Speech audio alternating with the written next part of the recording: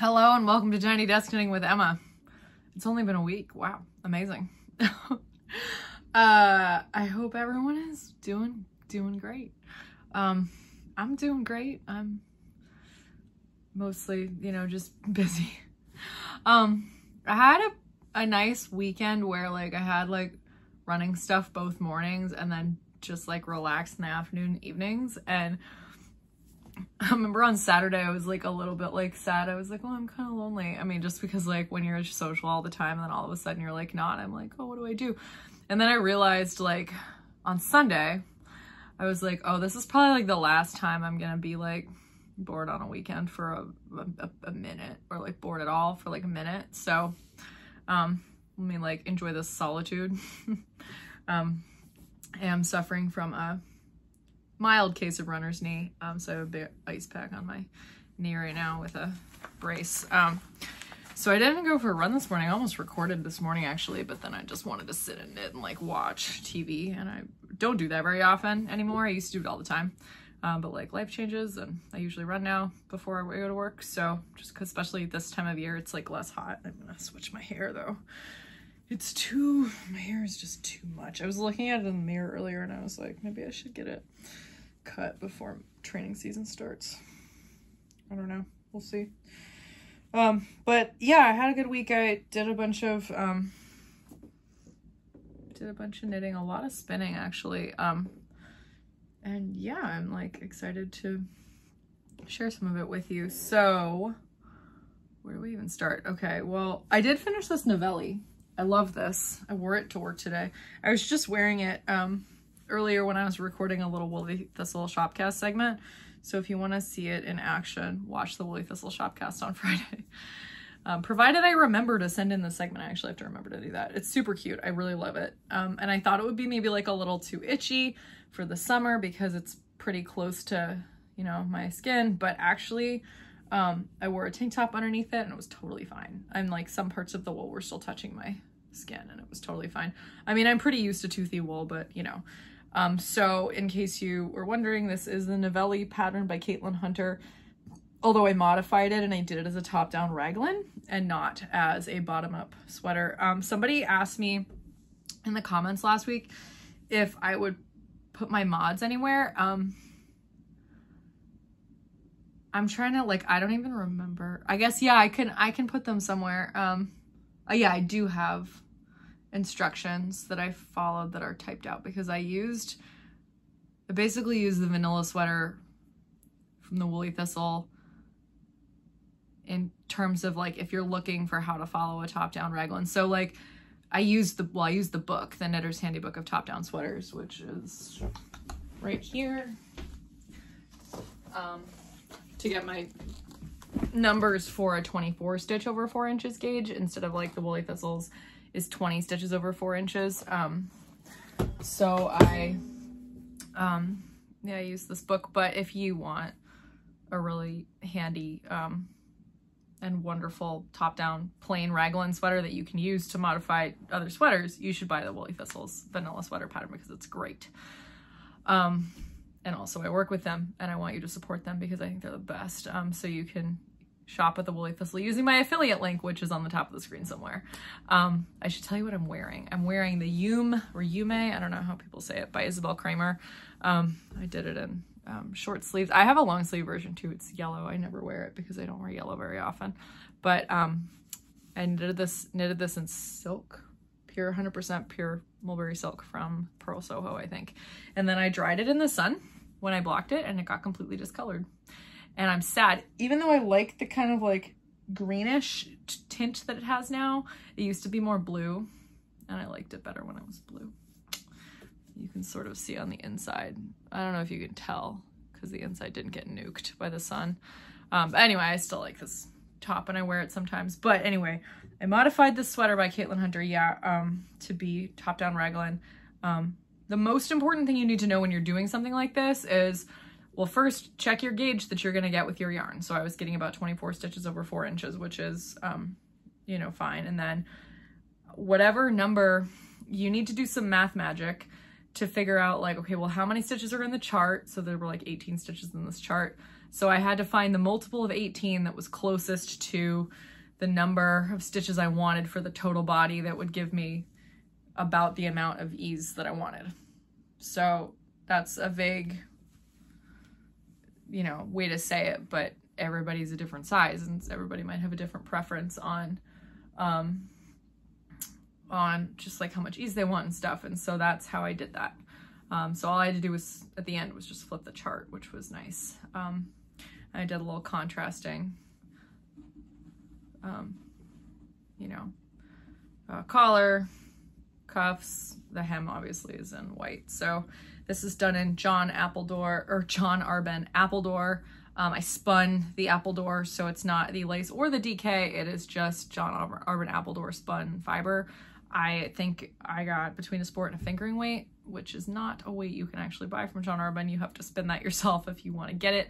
You can get Appledore at the Woolly Thistle in the DK weight. I think it also comes in a lace weight.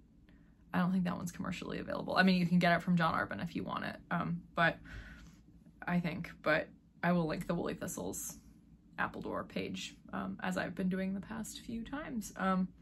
And also you should watch a Shopcast this Friday because you'll see me wearing this and it's cute.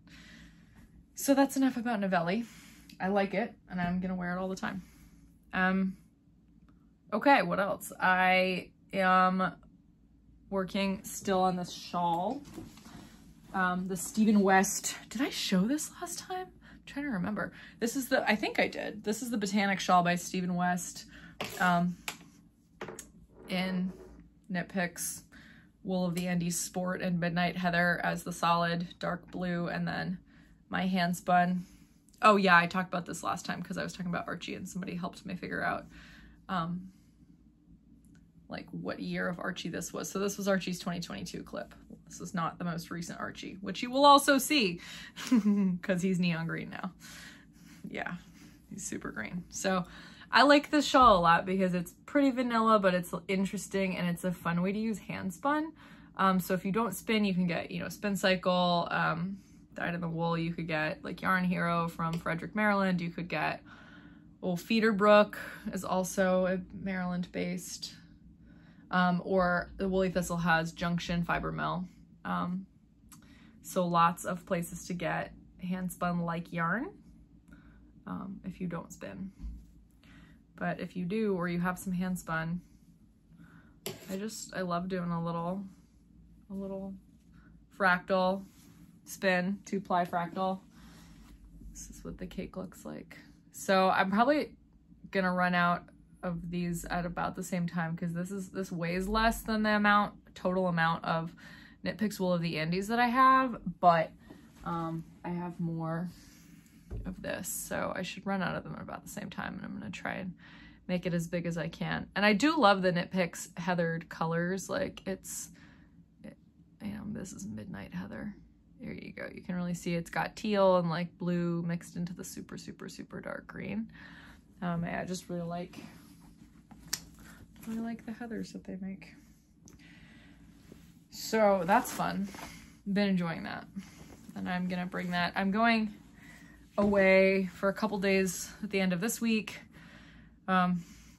just to the beach in Delaware with friends. And then I am also going away to Canada next week. So I will be like on a real vacation. So for a week and a half or something. So I will be bringing my shawl to Canada with me, as well as this, you know, the big Fair Isle piece I'm working on. I talked about this a bunch on the Woolly Thistle Shopcast, so if you want to know more about it, you can watch that on Friday.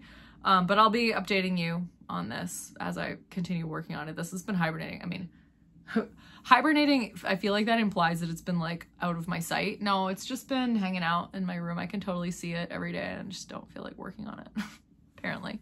Ow, I just stabbed myself.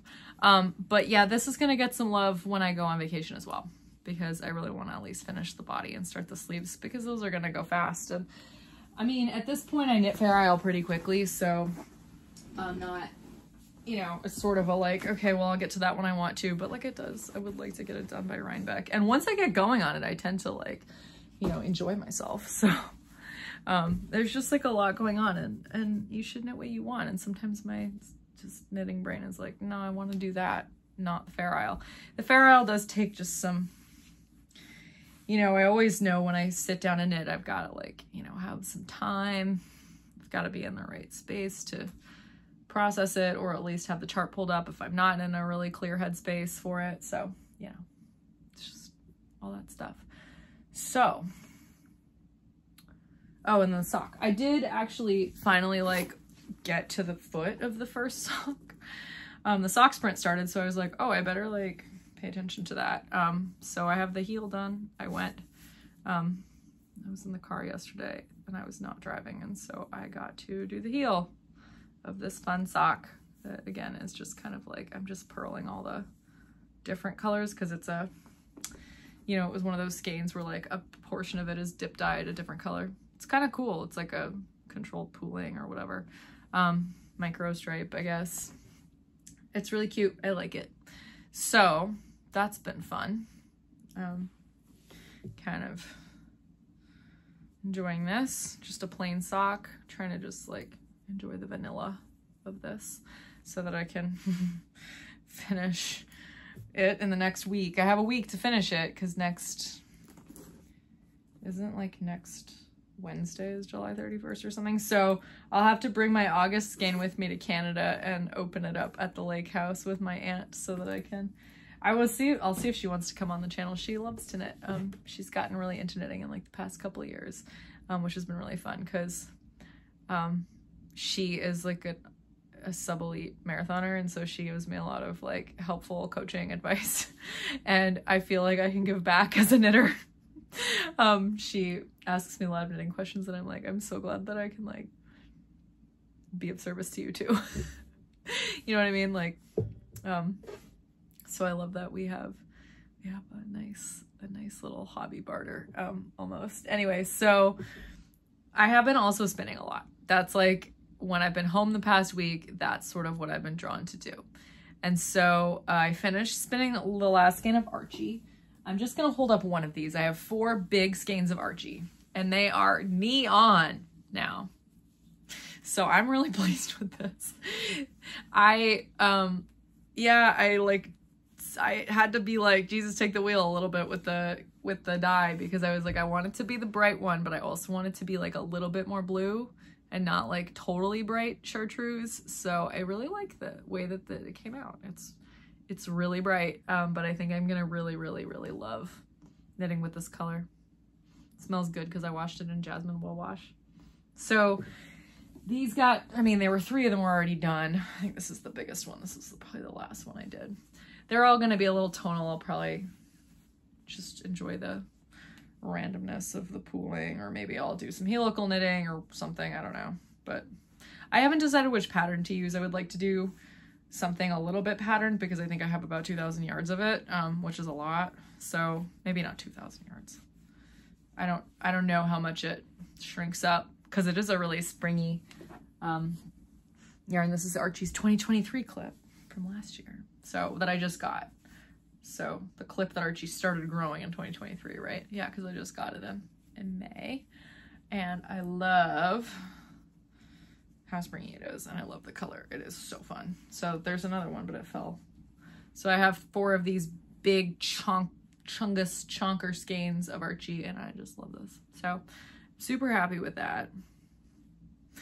And I will at some point knit a sweater with it. Yeah. I always say that these episodes are going to be short, and then they're not, but I've only been talking for like 14 minutes right now. So this might actually be short. Although, you guys know me. I have a way of drawing it out. Yeah, okay, so I also finished this first skein of this neon spin, which I love. Again, I just have like a bag of, I'll show this to you. I think I showed this last time. I showed like a bag of these neon scraps that I dyed a couple weeks ago when I got these neon green dyes. And I've been just doing fractal spins with this, all that fiber, a little bit of blue just for fun. And again, I am planning to pair that with this to make a pressed flowers, the brightest pressed flowers you ever did see. Well, maybe not, because lots of people like bright colors. So yeah, I think this is about 300 yards, sport DK-ish. This is like a DK weight, so I would like this to be similar. So this is like a little thicker than my normal spinning, but it's a little thick and thin, but that's okay. Mostly just because the pieces of yarn or fiber that I dyed were not super smooth. I don't know if they felt it a little bit or if the wool was just not super spinny quality, and maybe it should have been used for felting more than spinning, but I'm spinning it just fine. It's like a little harder to spin than some things, but also like I'm spoiled. I tried to comb it actually, and that sort of worked, but I lost a lot of it in the combs, and I was like, I don't know if I want to be like losing this much in the combs. Like, it's sort of unnecessary. So I am going to continue spinning that, maybe not right away because I have a couple of other spinning projects in the works right now. So one of them is, I showed this last time, I think. This is a John Arbon Corriedale spin. This is John Arbon Yarnadelic, which is 100% Falklands Corriedale. This is the colorway Waltz. It's purple, obviously. So you can get this from the Woolly Thistle as yarn if you want it. It's sport weight. I think John Arbon also does Yarnadelic and worsted weight now, although again, it's one of those things where like sometimes they have multiple weights, but like not all of them are available through wholesalers. So I know the Woolly Thistle has sport, but I'm not positive they have the worsted weight. They might though. But Yarnadelic I have used as the yarn as well, and I love it. And if I also really love spinning it. Corriedale is one of my favorite fibers to spin just because of the way it blooms. So I'm thinking about getting a Corriedale fleece at Rhinebeck if I can find one. Yeah, so I guess that kind of transitions into the next thing that I have to show. So at Rhinebeck in the past couple of years, I've gotten a lot of spinning fiber. I've never been to Rhinebeck before. I never went before I became a spinner. But I like Rhinebeck because you can get spinning fiber, and I like to dye my own, so I don't mind if it's white, which is like a lot less expensive. And so the past couple of Rhinebecks, I've just gotten a lot of spinning fiber, like a lot of it. And you can get it in a variety of from a variety of places. Sometimes it's really local. Sometimes it's, you know, dyed braids that are not from the, straight off the back of the sheep, you know, everything in between. So I like that it's a place where I can go purchase fiber where I can see the colors, I can squish the fiber, I can get, you know, breeds that I wouldn't necessarily get or know, you know, what they feel like. And so I can touch them and think oh yeah, I want that. Things like that. So last year I got a lot of Targhee, white Targhee fiber that you get in from this farm. Let's just grab the huge thing of spinning fiber that I have here. I'm sure that somewhere in here this is my bag of undyed spinning fiber. There's a piece of pink in there somewhere. Oh no, that was the piece of pink that's in there is a Ziploc top. Okay, so it's from this farm, I think. Yeah. What is that? Oh, awesome. So this is the Sheep Shed and Mountain View Farm. So this is where I got the Targhee that I'm about to show you, which is dyed, and they sell it all in ½ pound. So these are really big ½ pounds. A ½ pound is 8 ounces. This is a lot of fiber. This is 2 braids. I haven't spun this yet. I'm thinking about dyeing it, but I'm not sure. It smells so good. But yeah, it's just one of those things. It's I have a lot of this, and there's just a lot of stuff in here. But anyway, I got at the Sheep Shed, I got 3 ½ pound, you know, whatever you call this, rings, I don't know, of Targhee. And I decided to dye all of it like a baby blue. And I used, you know, I soaked, each braid is different because sometimes one of them I think I pre-soaked in citric acid, and then one of them I didn't, and I can't remember what I did with the third one. But I dyed it each ½ pound individually. And it's super, super puffy because it's Targhee. And it's roving enough that I can spin this long draw. So there's so much of it. Again, there's just 3 massive ½ pound quantities. So I started spinning this on Felicity. Ashford Trad right there last week. And I have a skein of it, but I washed it this morning or last night, and then I put it out to dry, and like normally it would be dry by now and I could show it to you, but then it rained. So it's soaking wet and it's still outside, which is sad, but it's exciting. There's so much of it. There's 24 ounces of this, and I spun the first skein. It's woolen spun. There's about 300 yards. Well, there might be less than 300 yards when I've done washing it, when it's dry, because it's going to be super, super springy. So I just did one of those things where I was like, I don't know if 16 ounces is going to be enough. I better get 24. So that is so much. I will not need 24 ounces, surely, of fiber to spin the amount that I want for this piece. But I'm really excited about doing it, and I'm just like really enjoying the spinning of it. So this, I'm spinning woolen to about a sport DK weight. And the idea is to knit the Traveler hoodie by Andrea Mowry, which I really want for like coziness.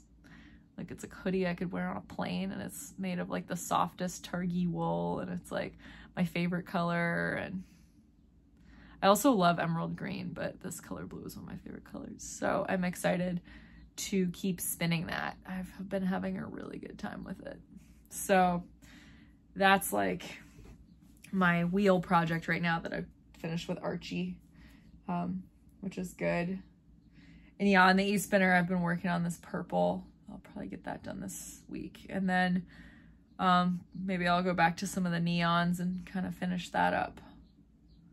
Yeah, but yeah, I have a lot of fiber, and I'm finally getting to the point where I'm like okay with spinning natural colored fiber. Like for so long, I always needed to dye my fiber before I could spin it, because I would get bored if it was like undyed, because I like to spin colored braids and pieces of fiber. But yeah, I've started like this.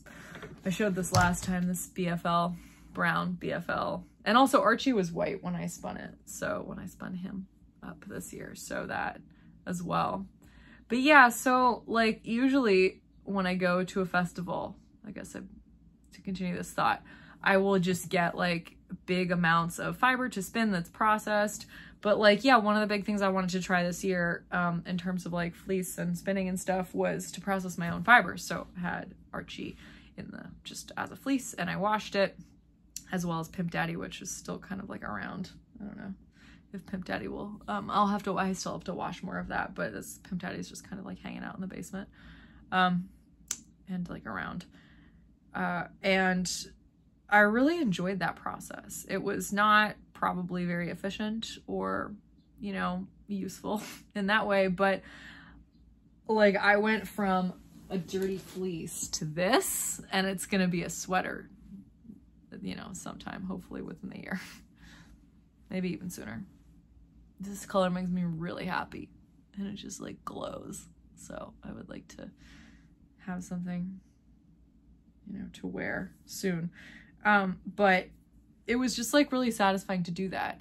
And as like I realized, you know, obviously my time is finite, and I spend less time knitting than I used to, because since I moved here, I've probably said this before, but like I tend to like add stuff into my life when it makes sense for me to do that. Once I get kind of to a place with something where I can kind of do it on autopilot without thinking a whole lot about it, I tend to have to pick up something else that like takes more brain power, right? So the first year that I lived in Baltimore, it was like, you know, I moved to Baltimore in 2021 in the fall. So like November, right after I turned 28, right? Yeah. So I had my first year here, was 2022. And, you know, I was getting my feet wet. I had some friends already here, and stuff, but I, you know, was making friends. I was just kind of like getting my like life settled a little bit in Baltimore. I didn't really have a lot kind of going on outside of work. I had a new job, and so like I focused on, you know, building a social life basically here. And I was knitting all the time because I had a lot of downtime, and whenever I was just like hanging out, even if I was with other people, I would often bring my knitting. And so that's when I decided to learn how to spin at the end of 2022, because I was like, oh,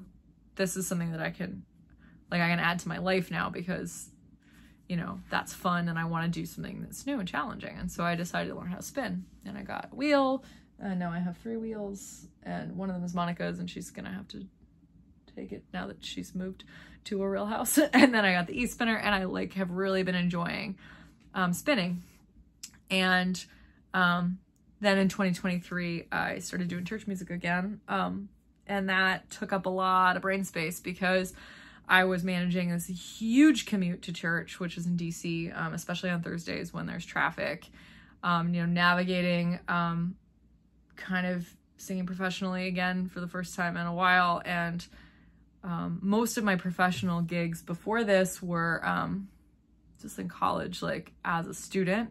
And so like, you know, the responsibility of being a staff singer is a lot, and kind of like, you know, I had to think about it all the time, even if I wasn't practicing music all the time. Like I also like very deeply felt like Monica was new to the parish and she's my best friend. And so like we, you know, she kind of brought me on, and I felt very deeply that was like, you know, a lot of the people in the choir are new. And so to build community and to like become kind of, you know, integrate myself with the people who've been there for a long time. And I really spent 2023 like really going hard with that, and being very, very committed to like, this is what I'm thinking about. This is kind of like what's taking up space in my head, all that. And then, yeah, in the kind of last summer when Nitin and I were like, let's like start running outside more.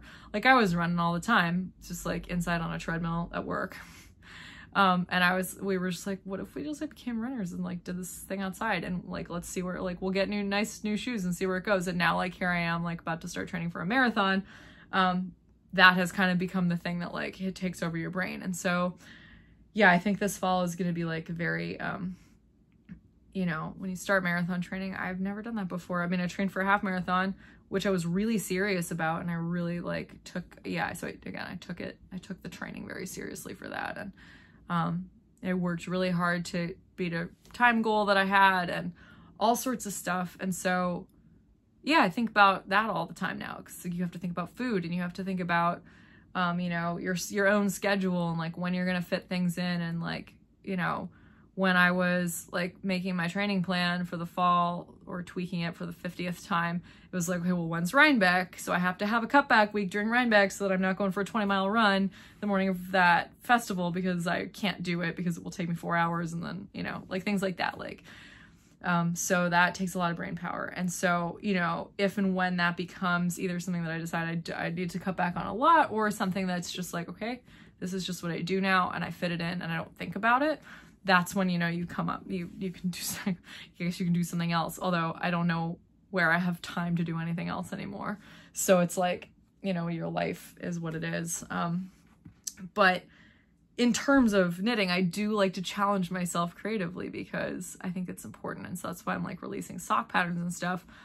So I should be releasing another pattern in like a week. My Lizzie Bennett socks are, yeah, they're ready to go. Like I did the pattern, I did the layout. I just need to like make the photos, make it more obvious what they look like, because I don't have any of the samples. I gave them both away. So I will have to make sure that the photos that I have are kind of decent enough to see the pattern. But I do have a Lizzie Bennett sock pattern ready to get released, so you guys can all enjoy that. I'm excited about it. But anyway, I really wanted to learn how to process fiber. So, because you don't really need that much to do it. So basically I can spin, so I already have that. So what you need to process is sort of like combs or a carder, or like hand cards, or like a blending board or something. So I got combs. I decided that that was the smallest thing. I guess you can get a blending board and it's not that big, but blending boards are like expensive, and I'm like, I could make one with cat toys probably. My friend Sarah did that. And so I got combs, and like I learned to wash the fleece and to prep it, and that was actually really fun and rewarding. And it's definitely time intensive and labor intensive. Like you have to wash this stuff and stand over the hot stove. You have to dry the fleece. You have to then comb it. You have to get rid of the, you know, discard kind of second cuts and stuff. And then you have to spin it after that. And so it is definitely, you know, it took a long time to get from Archie and the Fleece to this beautiful Archie yarn, and then I'm still gonna have to knit something with it. But I felt like it was very satisfying.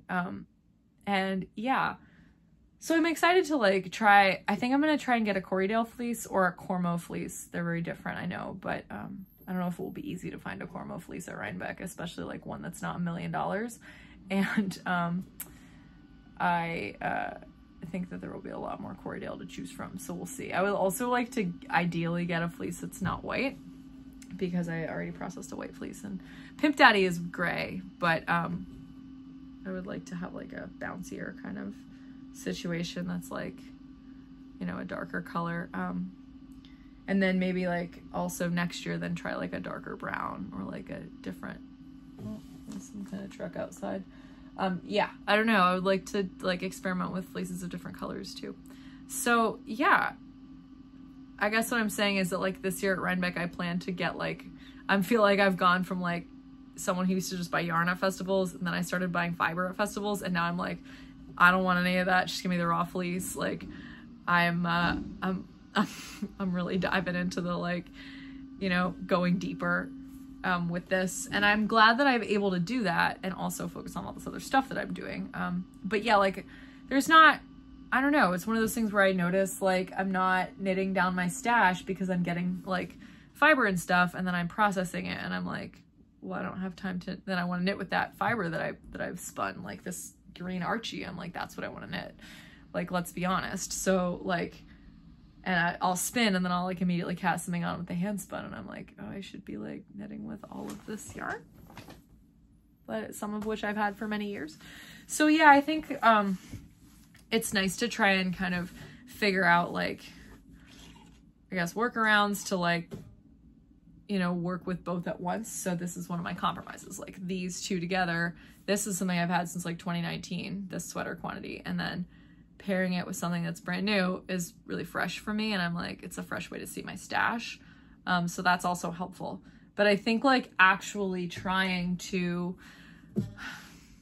you know, plan to use stash yarn is something that I also should be working on right now. And I don't want to necessarily use the phrase should be, because I do like always promote the idea that like you should just knit whatever you want to knit. Like it's a hobby, it's not something you should force yourself to do, and so you should just kind of follow the path that feels right. But I think at the end of the day it will feel nice to have some turnover in the cubes there.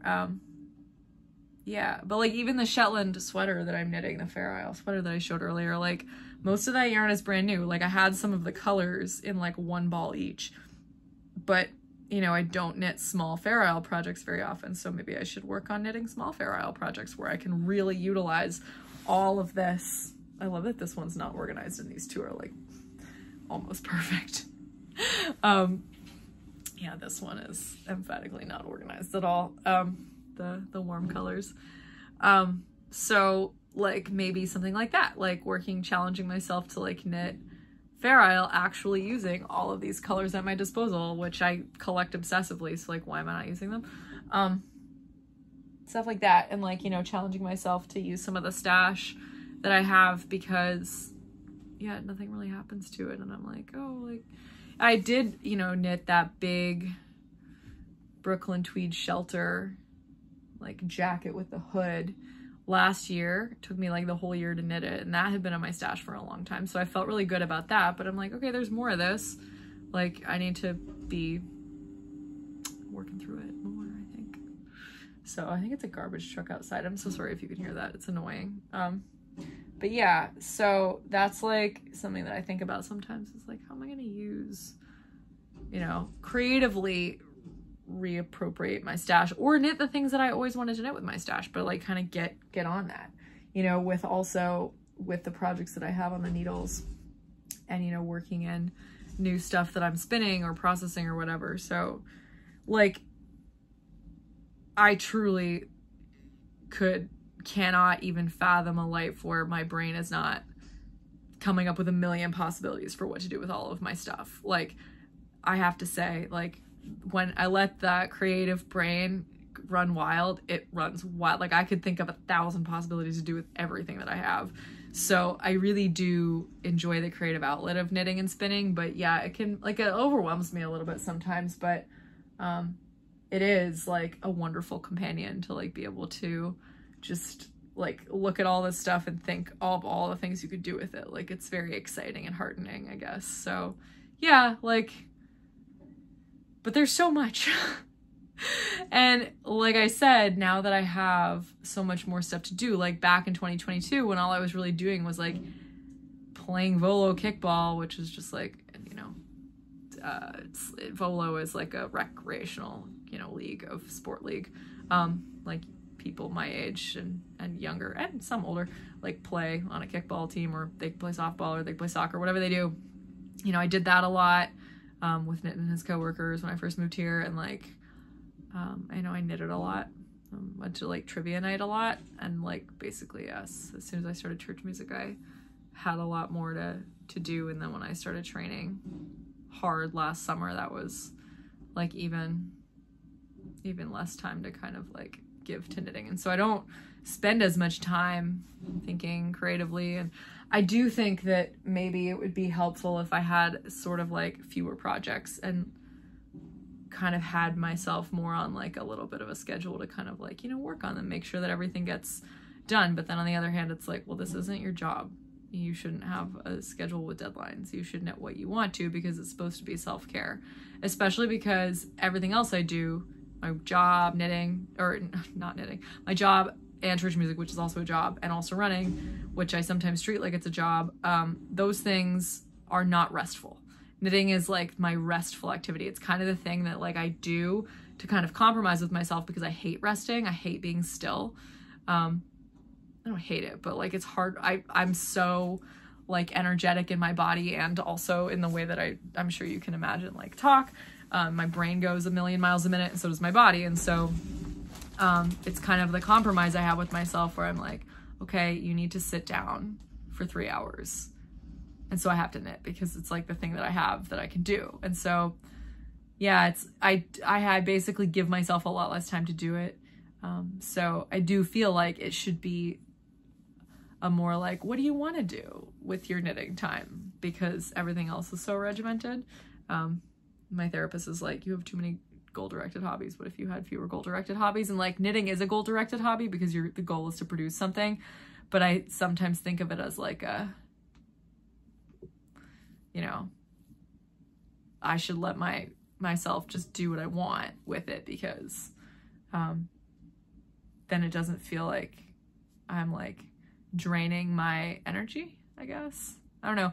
I told my therapist like recently, I was like, oh yeah, actually that's what church music is, because I get paid to do it because I'm a professional singer, but like, and the drive sucks. But at the end of the day, like, I have the best time ever, and I'm doing it. I guess it is a goal-directed hobby. The goal is to do a good job.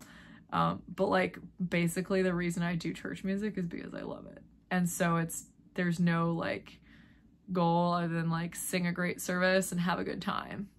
And, you know, be a good role model, build a community, like the things that I sort of do naturally with myself, with my life.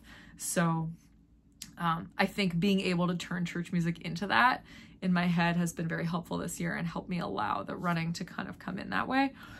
So that's good. Yeah, I guess that's good. So knitting, yeah, it's like, I don't think I want it to be this kind of like goal-focused hobby of like, I mean, yeah, I do have certain things, like I do like try to knit a pair of socks every month and things like that, but I enjoy that. It's a fun challenge, and it's like a fun creative challenge. So sometimes I drag, like I'm dragging today, clearly, because I don't, yeah, what am I saying? Oh, the socks, yeah, right.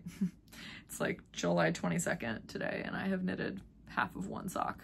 So gonna have to get on that if I want to finish by August, but I think I can do it. I think if I bring the socks with me this weekend to Delaware, I can probably finish them if I don't really bring any other projects.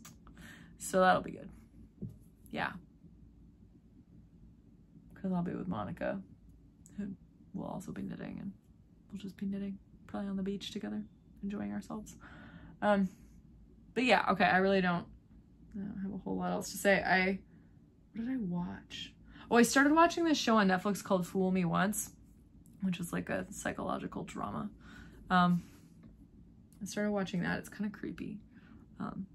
So then I watched Queen Charlotte, which is it's like a Bridgerton cinematic universe show, because the first couple seasons of Bridgerton I thought were really stupid, but like I watched them and I like kind of enjoyed them. A lot of people who are really into music really hate the string quartets of like pop music, but I think they're awesome. I love them. But I really liked Bridgerton season 3 because I thought it was much more like interesting, and it was about interesting characters and not like shallowness, and like it was way more developed because they'd already been like developing that storyline for multiple seasons. I think I already said this a couple weeks ago, but so then my friend Brianna was like, oh, have you seen Queen Charlotte? And I was like, no, I haven't watched that one. And she was like, it was my favorite of all of them. You should watch it. So I watched that, and I actually did really like it. I thought it was really interesting and heartwarming.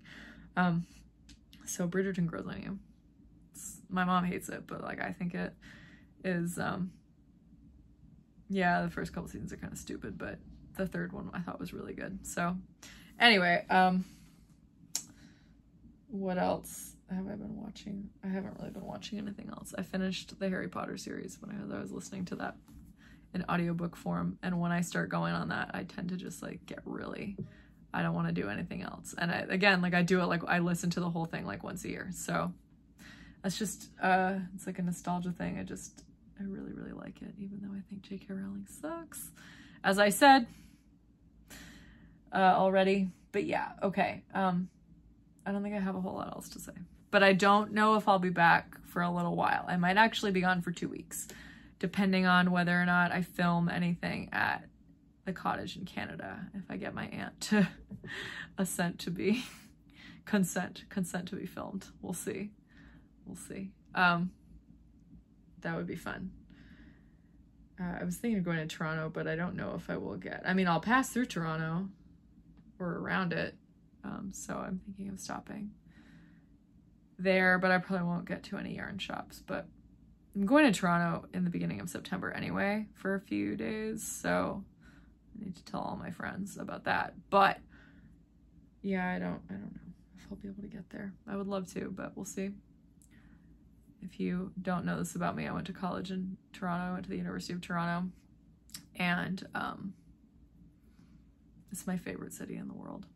So getting to spend time there is nice. So we'll see. I feel like I should just go for half a day, even like while I'm driving, even if I just stop and have some dumplings somewhere in one of the old places near where I used to live. But anyway, I think that's all I have to say. Yeah, so if you don't see me for a couple weeks, I promise I'm not dead. Well, pretty sure. And I will be watching a lot of the Olympics in the next few weeks. I'm very excited about it. So I hope you're all getting psyched for it too, if you care to watch sports. I'm mostly just here for, well, women's track and field, and like the marathon. And I guess men's too, like that's interesting. But I don't know as much about it, and also women's gymnastics. And men actually like to watch men's gymnastics too. I don't like know anything about the guys that compete, because they're just like not in the news the way that the women, I mean, like Simone Biles, like you can't miss it. And also like she is so fun to watch. It's like, I don't know if you ever like watch like the Olympic trials and you see Simone and then you see someone else go and you're like, why did it look like Simone Biles was on a trampoline? Because she gets like 7 more feet in the air than everyone else. It's so crazy. So I'm gonna really enjoy watching that, and I'll probably watch a lot of soccer. I went to that women's soccer game last week. We didn't burn too any crisps because there was like kind of a breeze. It was like fine. It was just hot. There wasn't like sun directly on us. It was just hot. But the game was 0-0, probably because it was so hot.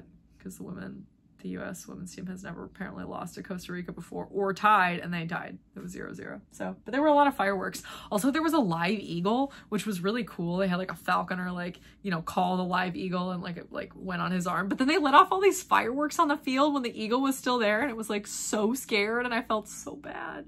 It's like, you can't do this. It's just a bird. This poor bird. Anyway, yeah, I'm debating whether or not to go to run club tonight because I think it's gonna be raining, and also my knee hurts. Although it's feeling a lot better.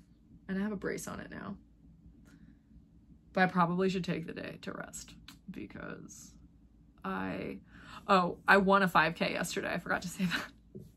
I went to this birthday 5K for one of my running friends, like in, you know, Pennsylvania, like near York, where my friend is from. And like 4 of us, plus there were 4 of us, and then like, so the person whose birthday was, and like 3 other friends from our run club, and then one of her siblings, and one of her siblings, someone else, like one of her siblings, like wives, I think, was doing it. Yeah, like there were siblings involved, and also their partners were there, and her mom was there. Not everyone ran, but it was fun. We had a great time, and there weren't, I mean, it was like a wine, it was at a vineyard, and so it wasn't even like officially 5K, like my watch said it was like 3.03 miles or something. And I don't think anyone was like very competitive, and but I didn't like think about it. I was the first woman to finish this race, and I did not PR, like emphatically did not PR. Like I was like 2 minutes off my PR. So I came at like, you know, 25:30 or something, which is a fast 5K, but like for myself, I would consider like sub 25, like that would be really fast. But I have run like sub 24, I think. Which again, like that to me was fast. This was not fast. So I was like, I mean, it was, because I was like dying because it was hot, but like I was like, wow, how did I come in first? It was crazy. I never ever thought I would come in first in any race ever. I wasn't the first person over the finish line, but I was like the 5th person over the finish line. But I was the first woman, and I was like, that's pretty cool. Awesome.